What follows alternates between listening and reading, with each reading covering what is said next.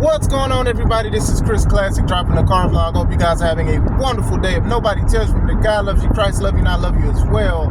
Make sure you subscribe to the Taking Home podcast, where I talk about professional wrestling topics, and also put my matches as classic out for a professional wrestler of 13 years.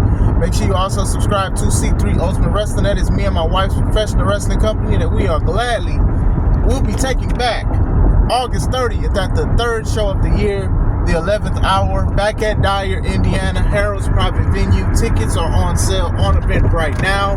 They are $5 less, but they'll be $5 more at the door. Bars. TKO. You guys know that it is the company that owns not only just WWE, but UFC. So they have been doing a lot of business deals that benefits them, but a lot of the fans, and some are like, I don't like it. But some fans are so in love with WWE, they're going to buy, they're going to do anything, they're going to show up and stuff like that. And that's fine. You can do what you want with your money. But some people have been feeling a certain way. Now, this is crazy. So, like, as of yesterday, I made a video about R-Truth being released, but it was saying that his contract wasn't being renewed. Now, R-Truth said released, so I'm going to say released. And I already said before, if somebody's contract isn't renewed, technically they will be released. And it's still a release. You're just not working there anymore. But still. And then they're also talking about that Carlito, he may be out the door as well. And it could be more. Who knows or whatever like that. But R-Truth is so loved that a lot of people have come up with a thought like, is TKO like changing things for them and not WWE? Like, are they not like Cena but ruining wrestling? Are they doing things that we don't like? And I'm like, yeah, that's what companies do. Look, WWE was breaking records and stuff like that before TKO even came into the picture, right? But still, 51% is majority ownership. And I'm going to stress that to you guys. It doesn't matter that Triple H is the COO, Stephanie McMahon is this, and that. It don't matter. 51% is majority. So you can change how you want. You can change things. You can get rid of people. You can save people. You can pull the curtain back on the business and make a show called WWE Unreal. And then The Rock is some part of the board in TKO. So, yes, a lot of companies do this. What makes it worse is a lot of companies will buy another business that's very successful and either run it to the ground or don't help it at all. Now, I can't speak for it because, like I said, as far as TKO is concerned with the ticket prices and going back to WrestleMania, Las Vegas and WrestleMania, they still selling tickets. People still showing up. So I can't really go into basically they're losing money or they're losing business, because now they're probably getting half the people are buying it. It's sold out. You can't even say that. You can't even say, oh, I'm going to charge twice the price and half the people to be here and I make profit. No, they're selling out events. But yeah, I've said that I don't like certain things that they do. Now, R-Truth is so loved that this is a topic that people are talking about now. But, I've been talking about small things about this as well. When you own a company, majority ownership, you can do decisions that may not be popular or may not be fair. You can let go of somebody and bring them in who may not know anything about wrestling. Now, to TKO's credit, WWE has a history of having people who are writers that have no idea what's going on with wrestling. I remember that black comedian who was a writer and stuff. She had no idea who none of the wrestlers were, and she got fired because she came out publicly and said while she was employed, she had no idea who some of these wrestlers were. So at the same time, TKO is probably looking at them like, okay, well, we can just put who we want, and then they can change things and stuff like that. It's possible. It's possible to happen. It doesn't matter that the company is successful and stuff like that. If they feel like they want to change something, they can change it.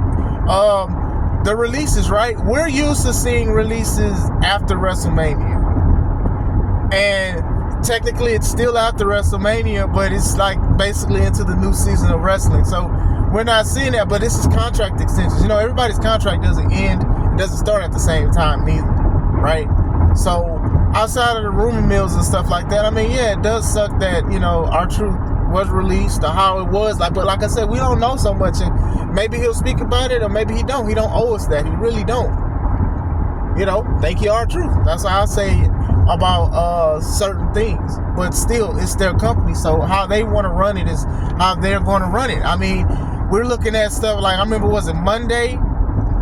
They had a comedian that dissed wrestling, and he had a backstage segment, and a lot of people was upset with that. I'm like, well, that's what companies do. And like I said, not to just put it on TKO, WWE has done this too. I mean, come on, man. They've had people didn't even know the name of the company, WWW. I remember one of the comedians called SummerSlam Summerfest. They've done these kind of things, but these people do not care about wrestling at all. And they bring them in for ratings and for attention and stuff. So I know a lot of people was upset, well, oh my gosh, how dare WWE bring this guy in? He dissed WWE and he dissed wrestling and he was there. Well, yeah, that's what they do. Companies do these kind of things. You may care about it, but they don't. Dana White, right? Dana White said so much stuff about WWE is fake, it's this and that. And one of the was a backlash. They kept showing him. They kept showing that Dana White was here because basically he runs the company that he's, still somewhat the president of UFC, but UFC is owned by TKO, which WWE is. So obviously, brother-sister companies or sibling companies, if you want to say that, if you don't want to misgender or anything. But still, they kept showing him. Like, all right, y'all keep showing us Dana White. Dana White said a lot of stuff about wrestling, but still, do you think that they care, especially multi-billion dollar companies, do you think they care about feelings over profit? They don't. They don't. It don't matter.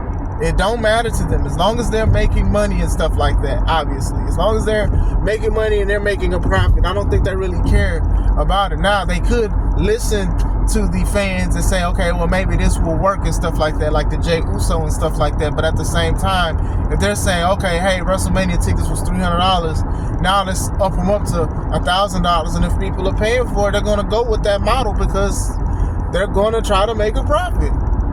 Hey, we want to make more money. We got to release wrestlers. This was before TKO too, so I'm not trying to put everything on TKO. But still, if they want to make money, they can cut people. Hey, I don't like you, or hey, it's nothing personal and stuff like that. It hurts. WWE is the only wrestling company that let go of wrestlers for budget cuts, and they won't be the last. It's just one of those things. I just think that, like, R-Truth, like, him being gone, it does tug people's heartstrings, right? Because people love R-Truth so much. And now they're like, okay, well, what's going on? Because, I think a lot of people would have thought that he would have been employed by WWE for so long, right? They would have thought he would have been employed even if he wasn't wrestling, but stuff happens. I don't think that this will be the last time we see him. I know somebody said that in one of my the R-Truth videos. Shout out to them. They said it too. But still, one of the main things is you want to make money. And if you can make money by saving it, by all means, you're going to do that. So that's how I feel about it. TKO is obviously going to do some decisions that we're not going to like, and a lot of people are going to like. And some people are going to watch it, and some people are not. Like I said, as soon as I found out about the TKO thing and all of that stuff, I was like, well, a lot of things are going to be changing. And look at the prices. Look at all of this stuff that's going on. Look at the TV shows that's coming out. Look at The Rock just saying everything, and he don't need to say anything. But if he can say that and people still are buying tickets and selling out events, they're going to continue to do that because that's the model that runs with them. But what do you guys think? Do you guys think they're ruining it? Do you think they're tarnishing it? Let me know. I hope you guys have a wonderful day. This is Chris Classic. Let's take it home.